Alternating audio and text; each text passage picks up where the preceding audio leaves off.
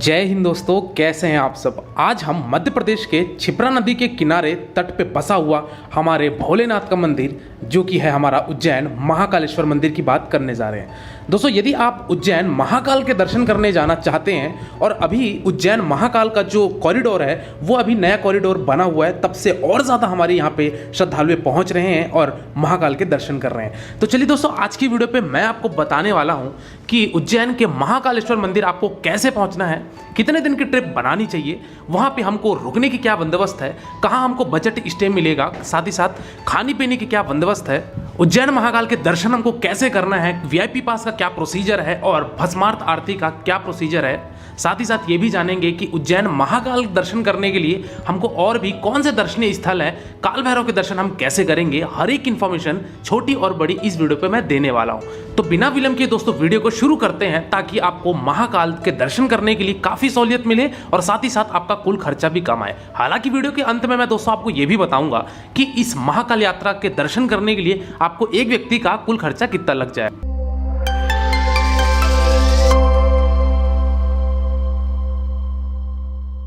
तो चलिए दोस्तों, बात करते हैं सबसे पहली बात कि हमको उज्जैन महाकाल दर्शन करने के लिए हमको कैसे पहुंचना है। दोस्तों, यहाँ पे पहुंचने के लिए आपके पास दो मेजर ऑप्शन है। पहले ऑप्शन की अगर मैं बात करूं तो वो है आपका यहाँ बाई ट्रेन। दोस्तों, यदि आप ट्रेन से आना चाहते हैं तो जो नज़दीकी रेलवे स्टेशन है वो है यहाँ का उज्जैन जंक्शन रेलवे स्टेशन, जो कि यहाँ पे देश के बहुत सारे प्रमुख शहरों से यहाँ पे आपको डायरेक्ट कनेक्टिविटी देखने को मिलती है। तो आप उज्जैन के रेलवे स्टेशन पहुँच सकते हैं और इसी रेलवे स्टेशन से लगभग 1.5 से 2 किलोमीटर की दूरी पर हमारे उज्जैन महाकाल का मंदिर स्थित है, जो कि ऑटो वाले आपका 50 रुपये एक ऑटो का लेते हैं और 3 सवारी बैठा के आपको उज्जैन महाकाल के गेट तक छोड़ देते हैं। तो दोस्तों, ये बात थी कि यदि आप बाई ट्रेन आना चाहते हैं तो आपके पास क्या साधन है। दूसरे विकल्प की अगर मैं बात करूं दोस्तों, वो है आपका बाई फ्लाइट। यदि आप फ्लाइट से आना चाहते हैं तो जो नज़दीकी एयरपोर्ट है वो है अहिल्याबाई होलकर इंटरनेशनल एयरपोर्ट इंदौर, यानी कि इंदौर आना पड़ेगा और इंदौर से आप पहुंच सकते हैं उज्जैन बाई रोड। इंदौर से जो उज्जैन की दूरी है, यानी कि एयरपोर्ट से उज्जैन की जो दूरी है वो लगभग आपकी 55 किलोमीटर की पड़ जाती है। तो ये 55 किलोमीटर दूरी तय करके आप पहुंचेंगे उज्जैन और वहां पहुंच के आप महाकाल के दर्शन कर सकते हैं। चलिए दोस्तों, अगली बात करते हैं कि हम उज्जैन पहुंच चुके हैं और अब हमको कहाँ स्टे लेना चाहिए, हमको होटल स्टे कहाँ सस्ते पड़ेंगे। यदि आप प्राइवेट होटल्स लेना चाहते हैं तो आपको वहां पे आना पड़ेगा इंदौर चौक पे, जो कि रेलवे स्टेशन से लगभग 200 मीटर की दूरी पे स्थित है। यह इंदौर चौक, और इंदौर चौक के पास आपको ढेर सारे अनेक होटल देखने को मिलेंगे। साथ ही साथ यदि आप मंदिर प्रांगण से लगभग आधे किलोमीटर के रेडियस पे लेना चाहते हैं तो वहां पे भी आपको प्राइवेट होटल्स बहुत सारे ऑप्शंस मिल जाते हैं। अगर मैं कॉस्ट की बात करूं दोस्तों पर नाइट का, तो 800 रुपए से शुरू होकर आपको 1200, 1500, 1800 तक के रूम देखने को मिलेंगे। आप जैसा कैटेगरी का लेना चाहते हैं उस कैटेगरी का आपको यहाँ पे रूम देखने को मिलेगा। चलिए दोस्तों, इसी के साथ ही साथ बात करते हैं कि हमको खाने पीने की क्या बंदोबस्त होगी। तो दोस्तों, जैसे कि उज्जैन हमारा धार्मिक नगरी है, यहाँ पे किसी भी तरीके का आपको कोई खाने पीने की समस्या नहीं होती। मंदिर प्रांगण से लेके रेलवे स्टेशन से लेके आपको हर जगह, हर चौराहे पर आपको बहुत सारे रेस्टोरेंट देखने को मिलेंगे।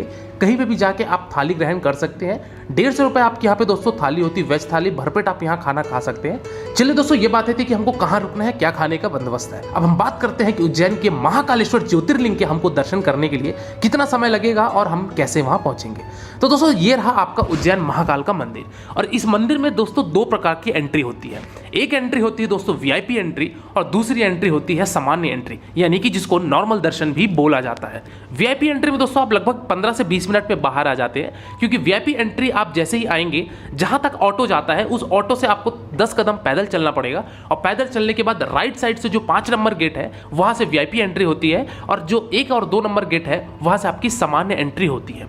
5 नंबर गेट से दोस्तों आपको सबसे पहले वीआईपी काउंटर मिलेगा। इस वीआईपी काउंटर में आपको पहले पर्ची कैसे कटानी है, चलिए आइए मैं आपको वो भी बताता हूँ।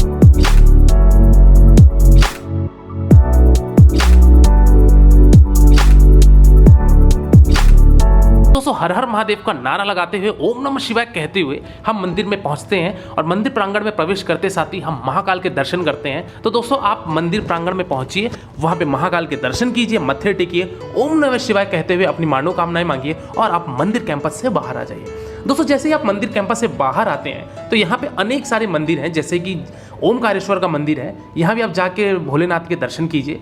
यहीं पे आपके विट्ठल रुक्मणी माता जी के मंदिर है, वहाँ भी दर्शन कीजिए। हनुमान जी के मंदिर है, गणेश जी के मंदिर है, ये सब भी मंदिर के आप दर्शन कीजिए। और साथ ही साथ उसी मंदिर कैंपस में यहाँ पे आपको भोग लगा जो लाडू प्रसाद होता है, जिसको लड्डू बोला जाता है, वो लड्डू भी यहाँ पे मिलता है, जिसमें आपका 1 किलो का, आधा किलो का और 1 पाव का पैकेट होता है। तो दोस्तों ये आप लाडू भी ले जा सकते हैं अपने घर के लिए प्रसाद के तौर पे। चलिए दोस्तों हम बात करते हैं अगली कि अब हमको उज्जैन में और कौन कौन से दर्शनीय स्थल हैं जहां पे हमको दर्शन करने जाना है और हमारा कितने दिन का ट्रिप होगा, इसकी भी जानकारी हम आगे लेते हैं। अगर मैं सबसे पहले बात करूं तो दोस्तों जो उज्जैन का वीआईपी गेट था, यानी कि 5 नंबर गेट के ठीक सामने एक बड़ा गणेश जी का मंदिर है। यहाँ पे आप जा सकते हैं और यहाँ पे बड़े गणेश जी की आपको बड़ी सी प्रतिमा देखने को मिलेगी।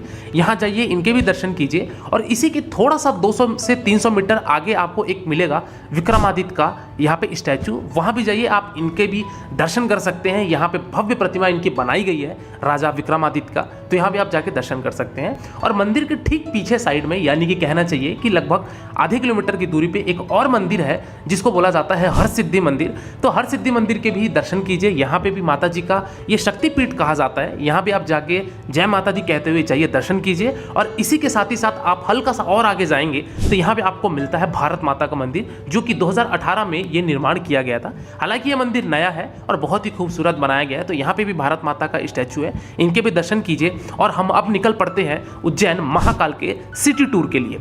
अब दोस्तों बात करते हैं कि सिटी टूर जाने के लिए उज्जैन का जो लास्ट डेड एंड पॉइंट है ऑटो रिक्शा का, वहाँ पे ढेर सारे आपको ऑटो टैक्सी मिल जाएंगे। अगर मैं रेट की बात करूँ दोस्तों तो 400 रुपये वो लेते हैं और आपको फुल डे साइट सीइंग करा के, यानी कि 3 से 4 घंटे का साइट सीइंग करा के आपको वापस मंदिर में छोड़ देंगे या फिर रेलवे स्टेशन पर ड्रॉप कर देंगे। तो दोस्तों जो अभी का वर्तमान रेट है वो 400 रुपये चल रहा है। अब बार्गेनिंग अच्छे से कीजिएगा, क्योंकि वो 500 साढ़े 500 रुपये भी आपको वो प्रस्ताव रखते हैं, लेकिन आपको बार्गेनिंग करके 400 तक लाना है और आप दर्शन करने के लिए निकल पड़िए। अब सबसे पहले जो मंदिर की बात करें अगर हम सिटी टूर की, उनमें से सबसे पहले आपको दर्शन करने जाना है यहाँ पे भैरव मंदिर। तो सबसे पहले आप जाएंगे भैरव मंदिर। भैरव मंदिर में दोस्तों यहाँ पे आप प्रसाद ले सकते हैं, यहाँ पे दारू चढ़ता है काल भैरव जी को, तो आप ये सब लेकर आप चढ़ा सकते हैं यदि आप अपनी इच्छा अनुसार चढ़ाना चाहते हैं। तो यहाँ पे दोस्तों काल भैरव मंदिर जाने से पहले यहाँ पे जूते चप्पल का काउंटर है, यहाँ पे जूते चप्पल आप रख दीजिए, अंदर मंदिर प्रांगण में प्रवेश कीजिए। और यहाँ पे कम से कम आपको आधे घंटे 45 मिनट लाइन में कम से कम लगता ही है। तो यहाँ पे आप लाइन में लगिए, इनके दर्शन कीजिए और आप ये दर्शन करके भी बाहर आइए और निकल पड़िए आप अगले स्थान की तरफ, जो कि है आपका गढ़कालिका मंदिर। तो दोस्तों गढ़कालिका यानी कि दोस्तों यहाँ पे माता जी का मंदिर है, गढ़काली माता जी का मंदिर है। यहाँ पे भी आइए, यहाँ पे भी दर्शन कीजिए। यहाँ पे भी आपको कम से कम 15 से 20 मिनट लगते हैं। यहाँ पे दर्शन कीजिए, जय माता दी कहते हुए आप निकल पड़िए अगले स्थान की तरफ, और वो है आपका मंगलनाथ मंदिर, जो कि ये मंदिर भोलेनाथ मंदिर को समर्पित है। तो दोस्तों मंगलनाथ मंदिर भी आपका उज्जैन से लगभग 3 से 4 किलोमीटर की दूरी पे स्थित है। तो यहाँ पे भी आइए और यहाँ पे भी दर्शन कीजिए, हर हर महादेव कहते हुए। इस मंदिर में और भी ज्योतिर्लिंग है, वहाँ पे आ सकते हैं। और इस मंदिर लिंग में दोस्तों पूजा अभिषेक ये सब भी कराने की यहाँ पे प्रथा है और लोग करवाते हैं। तो यदि आप करवाना चाहते हैं तो आप मंगलनाथ मंदिर में करवा सकते हैं। चलो दोस्तों बात करते हैं हम अगले स्थान की तरफ, और वो है यहाँ पे भृतहरि जी का गुफा। दोस्तों ये आपका सिटी से लगभग 4 किलोमीटर की दूरी पे स्थित है। तो यहाँ पे भृतहरि जी का गुफा है, तो यहाँ पे भी आप आके दर्शन कर सकते हैं। राजा भृतहरि जी के गुफा में आने के लिए यहाँ पे 2 द्वार हैं, एक गुफा 1 है और एक गुफा 2 है। दोनों गुफे में आपको झुक के जाना पड़ता है।